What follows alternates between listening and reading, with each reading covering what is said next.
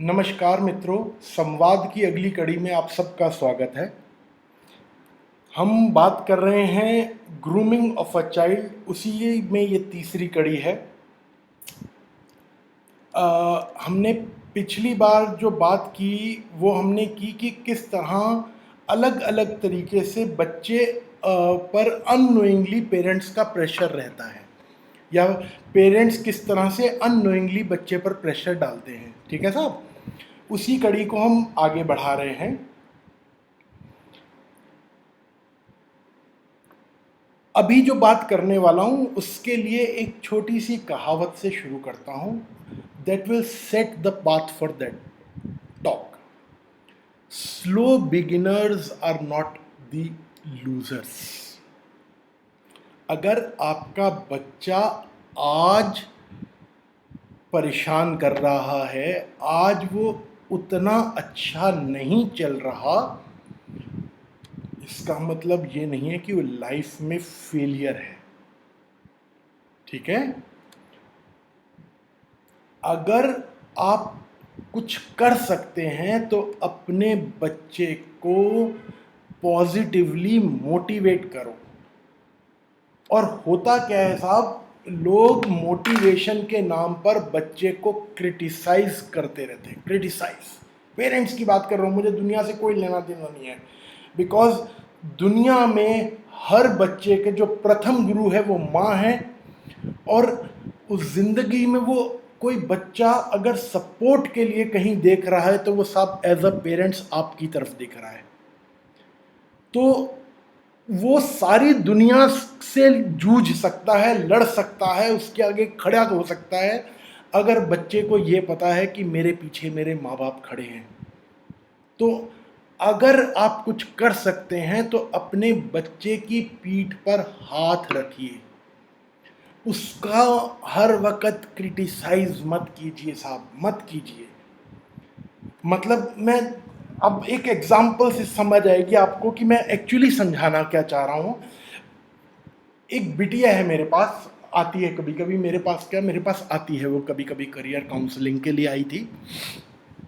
तो साहब जब वो पहली बार आई, she was struggling to get admission into the medical stream.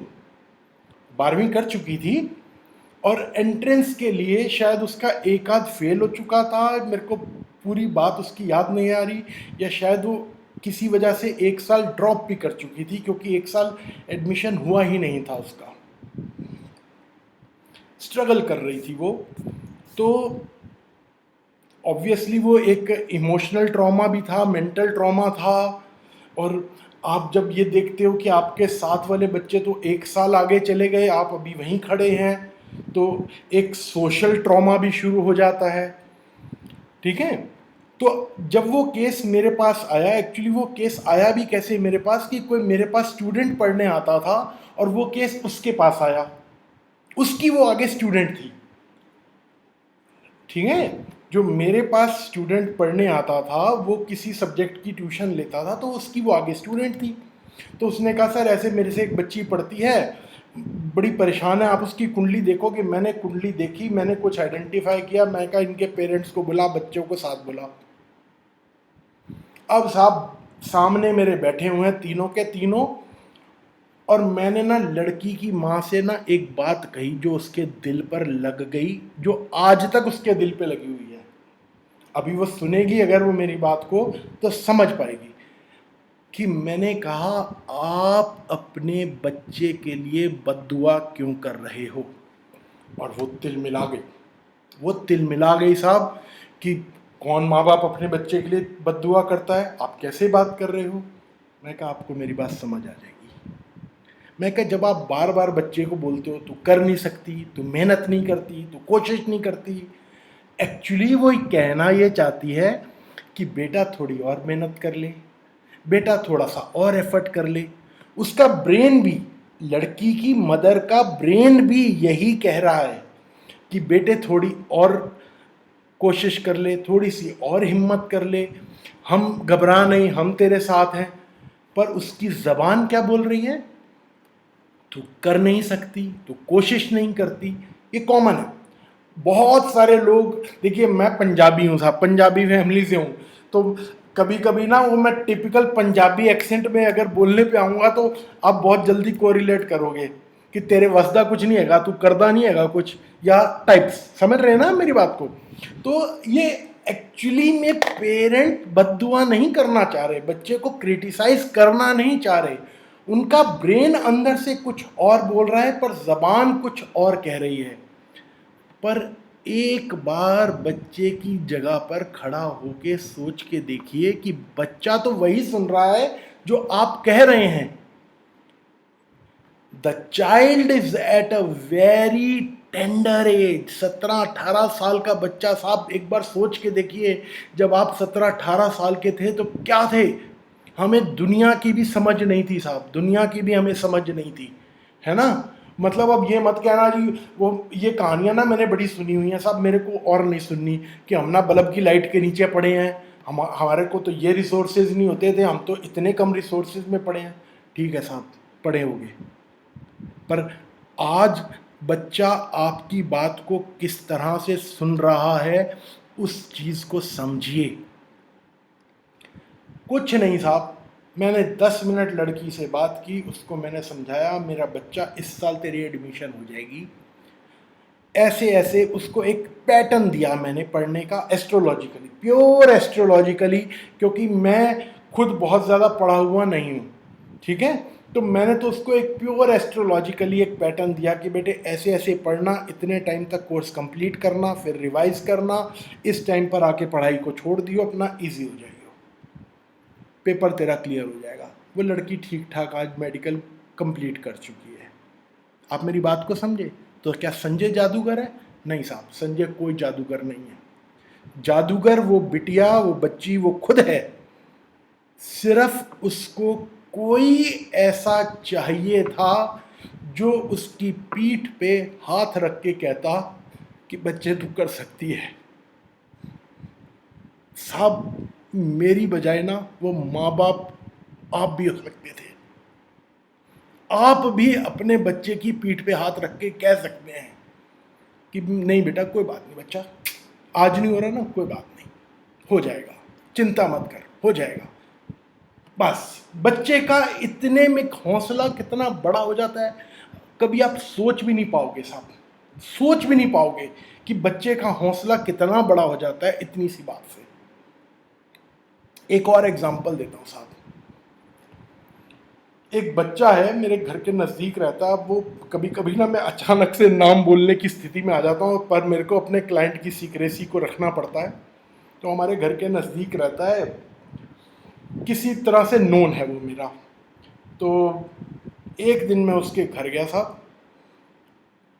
The child was going through a rough patch in his life, to let's be very honest, let's be very honest. थोड़ा सा शरारती था उम्र में। मैं तो कई बार कहता हूँ कि अगर बच्चा शरारती नहीं है ना तो वो ग्रो नहीं करेगा। बच्चा थोड़ा सा शरारती था, तो ऑब्वियसली वो पढ़ाई में कभी कभी ध्यान कम होता है।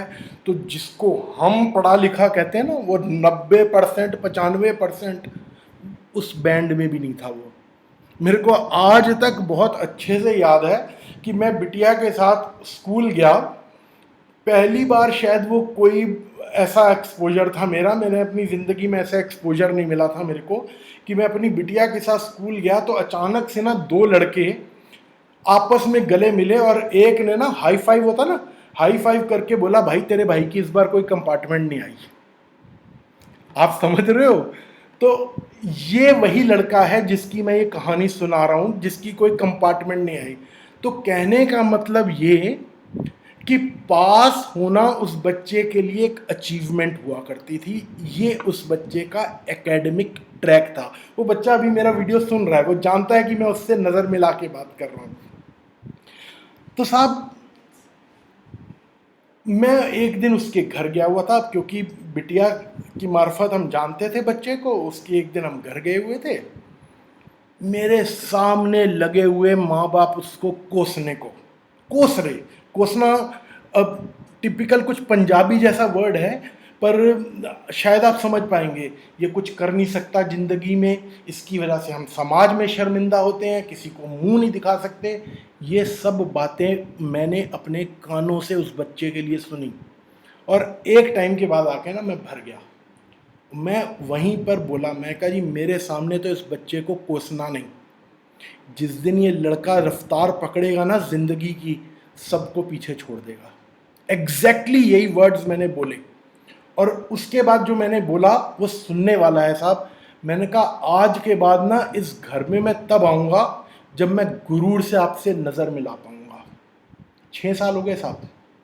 आज वो लड़के की सैलरी बताऊँगा ना तो यहाँ बैठे अच्छे अच्छे लोग शर्मिंदा हो जाओगे, जो मेरा वीडियो देख रहे होगे, अच्छे अच्छे शर्मिंदा हो जाओगे। इतना अच्छा कमा रहा है, मालिक उस बच्चे को खूब बरकत दे, खूब रौनक दे। अभी उसके पेरेंट्स के वर्ड सुनोगे ना, अरे हमें तो शुरू से पता था ये कामयाब होगा, शरारती था पर शुरू से पता था। भाई तुम्हें शुरू से अगर पता होता ना तो उस दिन मेरे को ये नहीं कहना पड़ता कि मेरे सामने उस बच्चे को मत कोसो। कई बार बुला बैठा है कि अंकल आप मेरे घर नहीं आते। मैं कहा अभी ना तेरे पापा से नज़र मिलाने का टाइम नहीं आया। मैं कहा उस दिन नज़र मिलाऊंगा जिस दिन तू अपने पैसों से घर खरीदेगा ना और पापा को कहेगा पापा गृह प्रवेश में पहला पैर आपका डलवाना है, उस दिन नज़र मिलाऊंगा तेरे पापा से। बहुत जल्दी वो दिन आने वाले हैं साहब, बहुत जल्दी वो भी दिन आने वाला है। तो मेरी बात को समझ के चलिएगा, slow beginners are not the losers, it's just a right person in the wrong times. आज उस बच्चे का, किसी बच्चे का एक वक्त खराब हो सकता है साहब। बच्चे को सिर्फ और सिर्फ ये हाथ जोड़ के कह रहा हूँ, एक ज़रूरत है कि कोई उसके माँ बाप, वो कोई जो है ना माँ बाप के अलावा उसको तीसरा नहीं चाहिए साहब, कि उसके माँ बाप उसकी पीठ पे हाथ रख के कहें बेटे चिंता मत कर, हम बैठे हैं, तू घबरा मत, तू कोशिश कर, ईमानदारी से कोशिश कर।